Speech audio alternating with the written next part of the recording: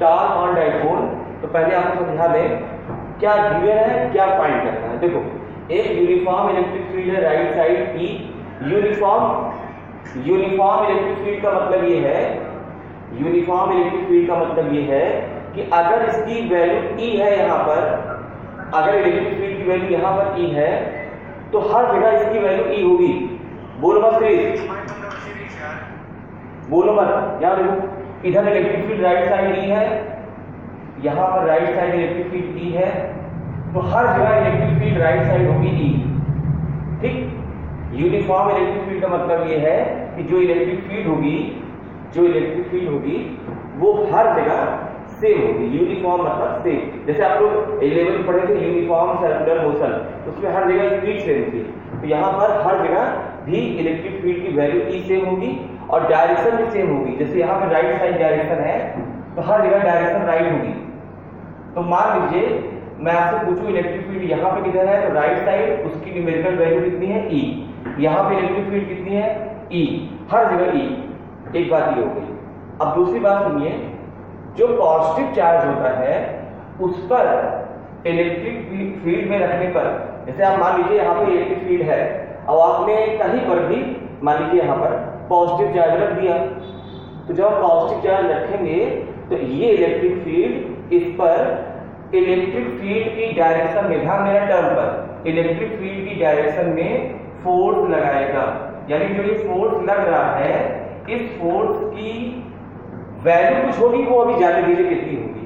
अभी डायरेक्शन में ध्यान दीजिए, जो डायरेक्शन इलेक्ट्रिक फील्ड की होगी वही डायरेक्शन पॉजिटिव चार्ज पर लगने वाले फोर्स की होगी, और जो डायरेक्शन इलेक्ट्रिक फील्ड की होगी उसकी जस्ट 180 अपोजिट। 180 डिग्री अपोजिट का मतलब दाएं का, अगर इलेक्ट्रिक फील्ड दाएं है तो नेगेटिव चार्ज पर फोर्स लगेगा बाएं। मैं कहना ये चाह रहा हूं कि फोर्स की जो डायरेक्शन है,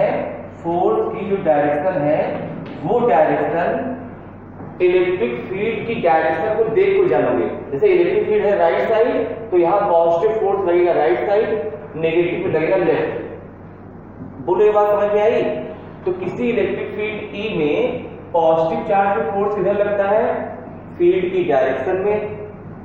नेगेटिव चार्ज पे फोर्स किधर लगता है, फील्ड की अपोजिट डायरेक्शन में। बताओ ये बात समझ में आई भाई? ठीक। अब देखो ए से बी तक की जो डायरेक्शन है, मतलब ए से बी तक की जो ये लेंथ है वो 2l है। अब जरा दिमाग लगाओ, अगर मैं यहाँ पर ऐसे एक रॉड रख दूं, ऐसे एक रॉड रख दूं और उस रॉड पर इधर फोर्स लगाऊं F, ये फोर्स है F, और इधर भी फोर्स लगाऊं F, दोनों की वैल्यू देखो बराबर है, जितना फोर्स ये है उतना फोर्स ये है। तो मुझे बताओ क्या ये फोर्स इधर लगा, इस पे इधर लगा, तो क्या ये ऐसे घूम नहीं जाएगी रॉड? ये रॉड एक फोर्स इधर लगाए, एक इधर लगाए, तो ये ऐसे घूम नहीं जाएगी? बोलो हाँ या ना? अगर किसी ऑब्जेक्ट को ऐसे रखकर एक फोर्स इधर लगाओगे और एक इधर, तो ये रॉड ऐसे घूमेगी कि नहीं घूमेगी? बोलो भाई, बिल्कुल घूमेगी, ये रोटेट करेगी। और जब भी किसी ऑब्जेक्ट पर रोटेशन का सेंस आता है तो बोलते हैं कि उस पर टॉर्क लग रहा है। क्या लग रहा है भाई? टॉर्क लग रहा है। अब ये टॉर्क कितना होता है वो सुन लीजिए। एक फोर्स F, क्योंकि दोनों फोर्स बराबर है मैग्नीट्यूड में, तो टॉर्क की वैल्यू होती है,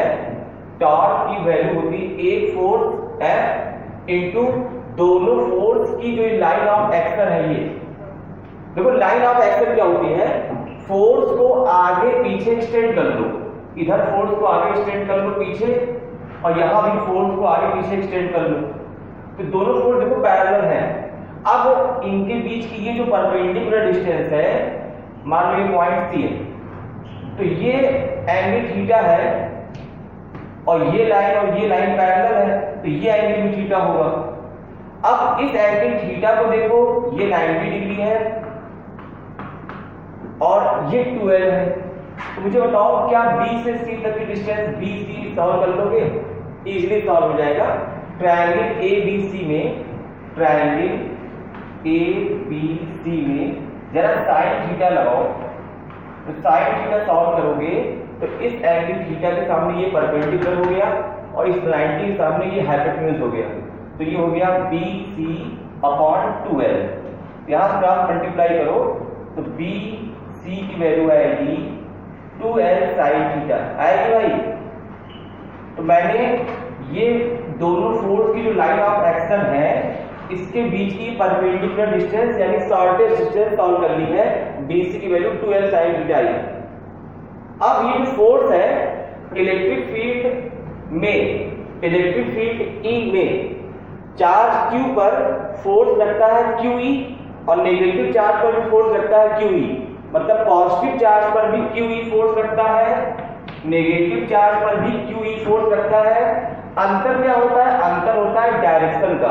पॉजिटिव पर फोर्स QE लगेगा, नेगेटिव पर भी QE लगेगा।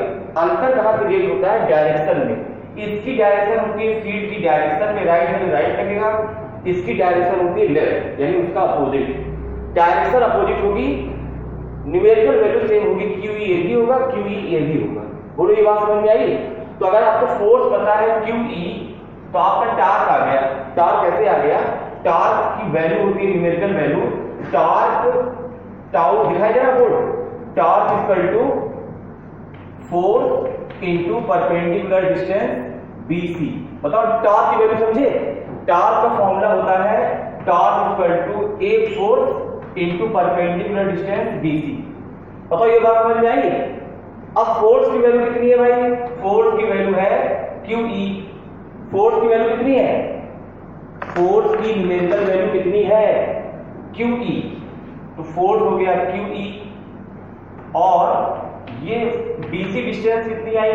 2L sin theta. और अगर तुम ध्यान दो तो ये जो टर्म है Q इंटू 2L इसको एक साथ लिख लो और E sin थीटा को अलग लिख लो। तो ये जो Q इंटू 2L है ये इलेक्ट्रिक डाइपोल मोमेंट भी हो गया into E into sin theta. तो ये जो टॉर्क है इसकी वैल्यू P sin थीटा आई। बोलो ये बात समझ में आई? बोलिए ये बात समझ में आई? Torque equal to P sin थीटा। Torque is equal to P sin theta, ये वैल्यू समझ में आई?